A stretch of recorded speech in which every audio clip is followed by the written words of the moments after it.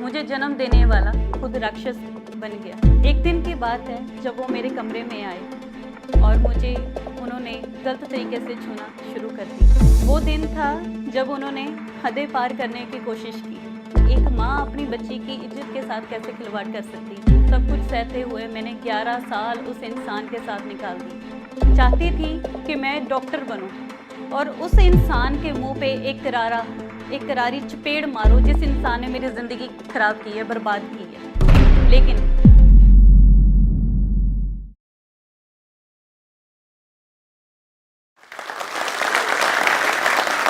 बचपन की बहुत सारी यादें आपकी भी हैं और मेरी भी हैं।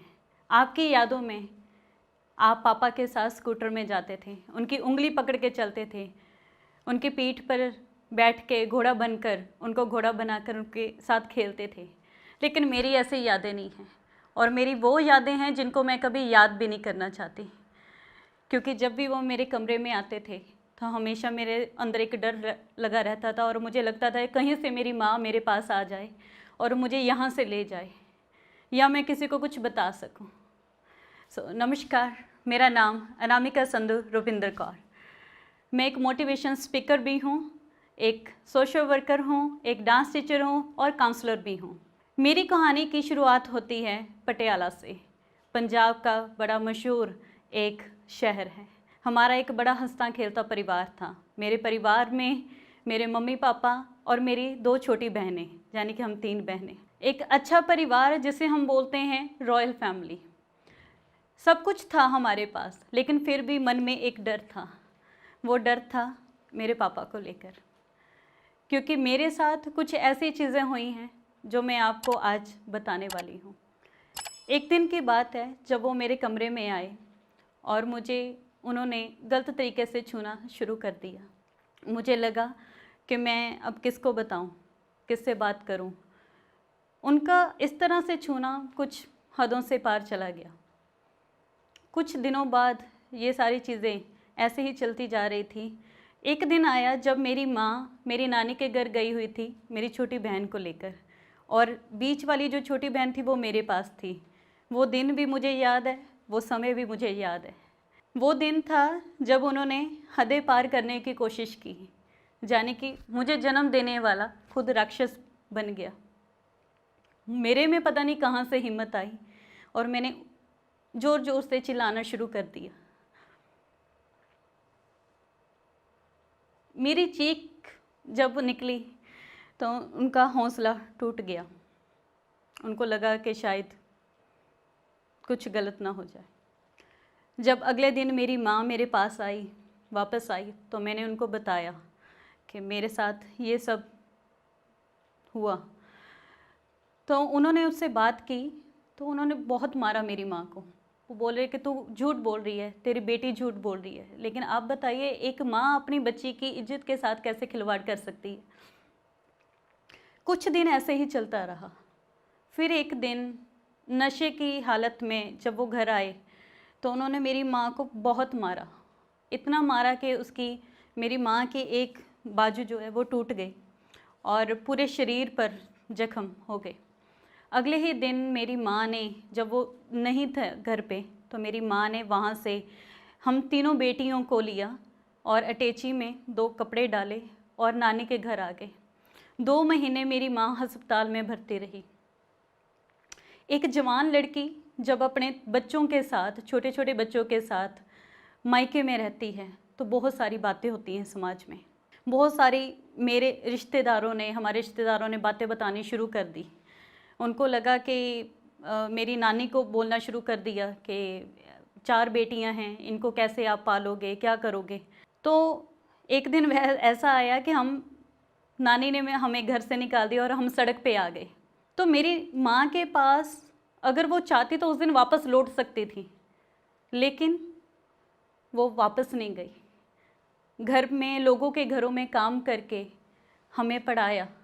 मैं उस समय शायद 9वीं कक्षा में थी और एक वक्त की रोटी हमें मिलती थी खाने के लिए, क्योंकि 3 बच्चे थे हम। तो मैंने अपनी माँ से एक दिन बोला कि मैं पढ़ना चाहती हूँ। तो मेरी माँ की किसी दोस्त ने बताया, सहेली ने बताया कि साथ ही शहर में एक अनाथालय है, आप इसको वहाँ पे भेज दो, अगर इसको इतना ही पढ़ने का शौक़ है तो मैं अनाथालय में चली गई और मैंने अपनी 10वीं पूरी की वहाँ पे। चाहती थी कि मैं डॉक्टर बनूं और उस इंसान के मुंह पे एक करारी चपेड़ मारो जिस इंसान ने मेरी ज़िंदगी ख़राब की है, बर्बाद की है। लेकिन किस्मत ने फिर पासा पलटा। 10वीं ही की थी मैंने, उससे ज़्यादा मैं पढ़ नहीं पाई और 17.5 साल की थी जब मेरी शादी कर दी गई। बड़े सारे सपने दिखाए गए मुझे कि शादी के बाद ऐसा हो जाएगा, ऐसा हो जाएगा, तुम बड़ी खुश रहोगी। शादी के 1 साल तक ठीक रहा, लेकिन जब मेरा बेटा 10 महीने का था, उस इंसान ने अपनी फितरत दिखानी शुरू कर दी। उस इंसान का असली चेहरा मेरे सामने आ गया। उसका एक्स्ट्रा मैरिटल अफेयर शुरू हो गया। जब मैंने इस चीज़ के ख़िलाफ़ आवाज़ उठाई तो मुझे भी बहुत मारा गया। मैं अपनी माँ के घर आ गई, मैंने अपनी माँ को बताया तो मेरी माँ ने बोला कि अगर तुम भी यहाँ पे आ जाओगी तो तुम्हारी 2 छोटी बहनें, उनसे शादी कौन करेगा, तो तुम्हें वापस जाना पड़ेगा। तो बच्चे के मुंह को, अपनी माँ के मुंह को, अपनी बहनों के मुंह को मैं वापस चली गई। तो मैंने भी सोचा कि शायद चलो इस इंसान को एक मौका और दे देते हैं, हर इंसान से गलतियाँ हो जाती हैं। लेकिन ऐसे करते करते सब कुछ सहते हुए, मैंने मार पीट, गाली गलोच सब कुछ सहते हुए मैंने 11 साल उस इंसान के साथ निकाल दिए। इस बीच काफ़ी कुछ मेरी ज़िंदगी में, जैसे मैं जॉब भी करती थी तो मुझे ये बोला जाता था कि तुम करैक्टरलेस हो। मैं घर में पैसा भी कमाती थी, कमा के लेके आती थी, घर का काम भी करती थी, लेकिन फिर भी मेरे करैक्टर के ऊपर उंगलियां उठाई जाती थी। इंसान वो गलत था, करैक्टर मेरा जांचा जाता था। उसके बाद 2016 की बात है, जब कहते हैं ना कि सब्र का घूंट पी पी के एक घड़ा भर जाता है, तो मेरा भी घड़ा भर गया था। तो मैंने बोला कि नहीं, अब नहीं, क्योंकि हर लड़की हर चीज़ बर्दाश्त कर सकती है, लेकिन करैक्टर के ऊपर जो उंगली उठाई जाती है वो बर्दाश्त नहीं कर सकती। तो जब 2016 को मैंने सोचा, अपने बेटे को लिया, 10 साल का मेरा बेटा हो चुका था, मैंने सोचा कि नहीं, अब मैं यहाँ नहीं रहूँगी, अब नरक नहीं सहूँगी मैं, अब मुझे यहाँ से जाना होगा। स्टेप तो मैंने उठा लिया, लेकिन ये आसान नहीं था, बहुत मुश्किल था। जब मैं नौकरी मांगने के लिए जाती थी तो लोगों की गंदी नज़रें मेरे ऊपर, क्योंकि उनको पता चलता है ये सिंगल है तो इसकी मजबूरी है नौकरी करना। मुझे आज भी याद है, उस समय मैंने अपने बच्चे को 1 हफ़्ता अचार के साथ रोटी खिलाई थी। मुझे आज भी वो दिन याद है, वो दिन मैं कभी नहीं भूल सकती। लोगों की गंदी नज़रें, लोगों की बातें सुन सुन के मैंने अपने आप को मजबूत बनाया, अपनी कम्युनिकेशन स्किल्स को और स्ट्रॉन्ग किया। काफ़ी कंपनीज़ में मैंने काम किया, क्योंकि मुझे जवाब देना था। मुझे उन लोगों को जवाब देना था जिन्होंने मेरी फीलिंग्स के साथ मेरे साथ खिलवाड़ किया, मेरी ज़िंदगी के साथ खिलवाड़ किया। एक दिन बठिंडा के ही एक स्कूल से, मुझे बड़ा अच्छा स्कूल है, वहाँ से मुझे ऑफ़र आया और वहाँ पे मैं मार्केटिंग हेड के रूप में नियुक्त हो गई।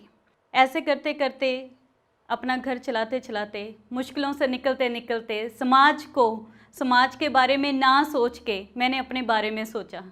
और एक दिन ऐसा आया जब कनाडा के एक चैनल से मुझे ऑफ़र आई और मैंने वहाँ पे एज ए टीवी एंकर मैंने ज्वाइन कर लिया।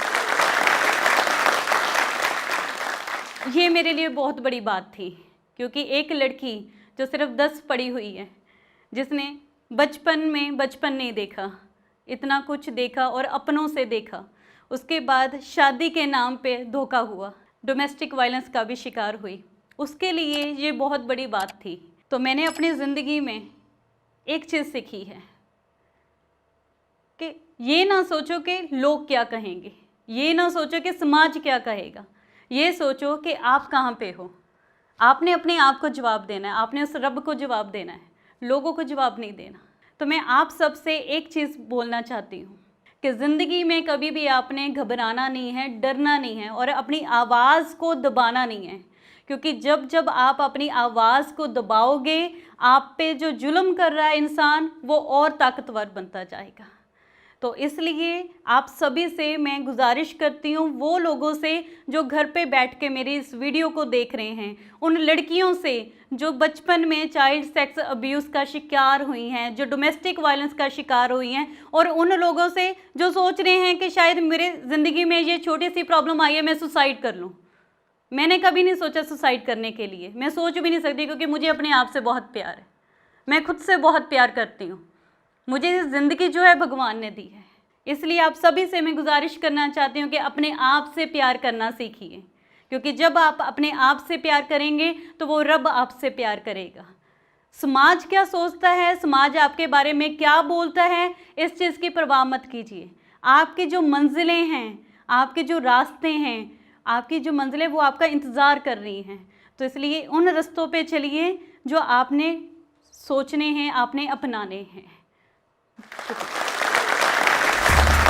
इस वीडियो के बारे में अपनी राय नीचे कमेंट सेक्शन में हमें बताएं और अपने दोस्तों के साथ ये वीडियो शेयर करना ना भूलें।